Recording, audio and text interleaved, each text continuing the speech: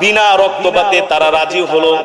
আব্দুর রহমান ইবনে আউফ আমিরুল মুমিনিন খলিফাতুল মুসলিমিন হযরত ওমরের কাছে চিঠি লিখলেন, দূত পাঠিয়ে দিলেন, যাও যাও আমিরুল মুমিনিনকে জেরুজালেমে আসতে বলো, ইহুদিরা আমাদের সাথে লড়াই করবে না, তারা বিনা রক্তপাতে আমাদের কাছে আমাদের মসজিদ বুঝায় দিবে, তবে শর্ত হলো আমিরুল মুমিনিনকে নিজেই আসতে হবে, সশরীরে উপস্থিত হতে হবে।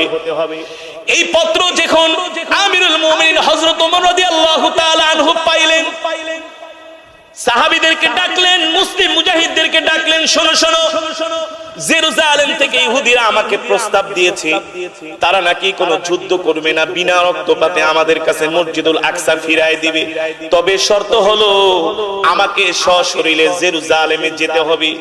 হযরত ওমর বলল, তাহলে আমি জেরুজালেমে যাই। মুসলিম মুজাহিদরা বলল, আমিরুল মুমিনিন, ইহুদিদের চক্রান্ত, কঠিন ষড়যন্ত্র